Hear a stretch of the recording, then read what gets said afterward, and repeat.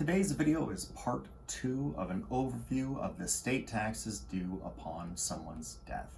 My name is Gregory Singleton. I'm an estate planning and probate attorney with Signature Law. Signature Law is an estate planning and probate law firm that serves the Twin Cities and Greater Minnesota alike. Just as a reminder, if you like today's video, hit that like and subscribe button. It really helps support the channel.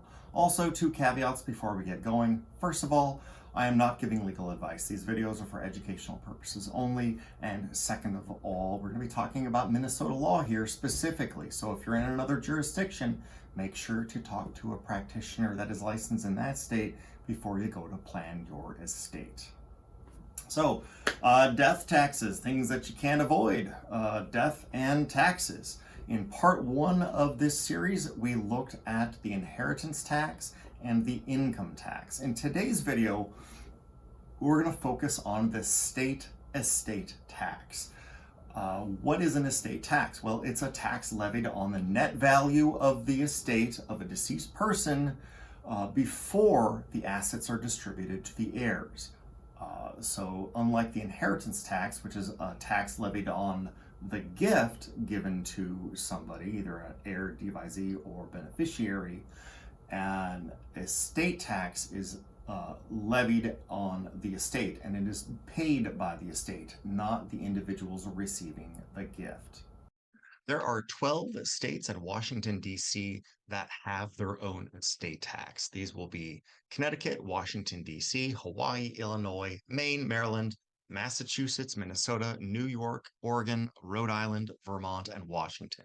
If you'll note, for all but Vermont being the outlier, they have graduated tax rates, meaning that if you have a smaller estate, you'll be subject to a lower tax than if you have a larger estate where you'll get hit with a larger tax. Now, each of these states have some sort of tax exemption.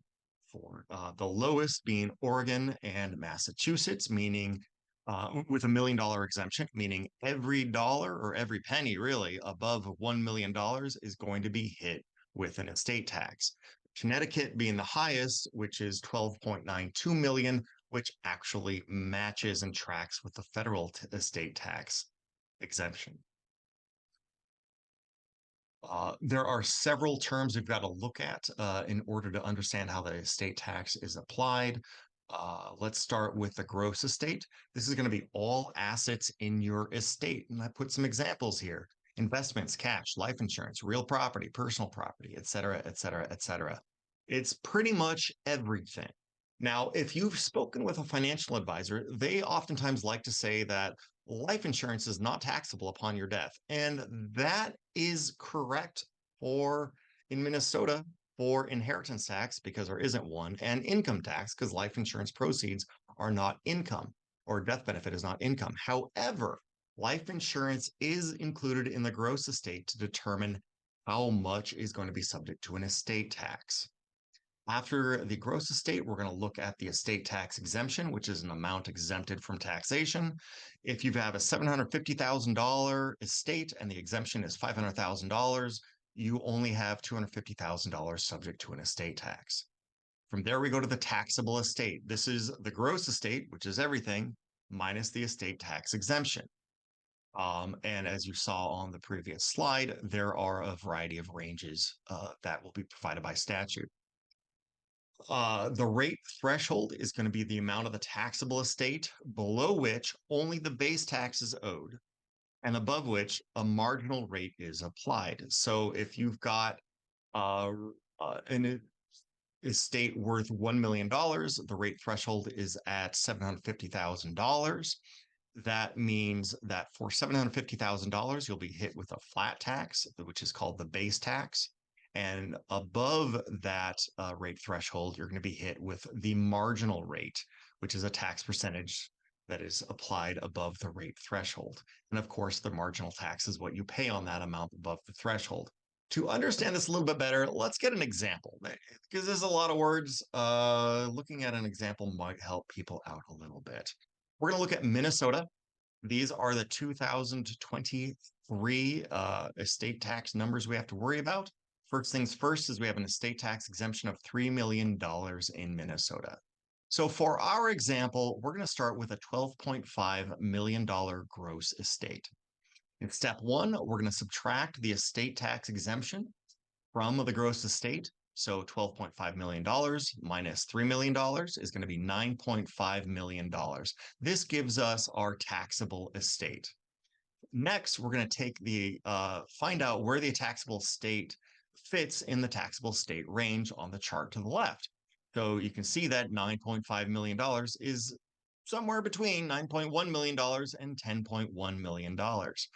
The result of this is, based on the chart, we can see that we're going to owe a base tax that is levied by the state of $1.203 million for everything that is below $9.1 million. We don't apply the percentage rate to the $9.1 million. We just take the flat tax. After that, we subtract the rate threshold, which is going to be $9.1 million from the taxable estate. So 9.5 minus 9.1 gives us $400,000.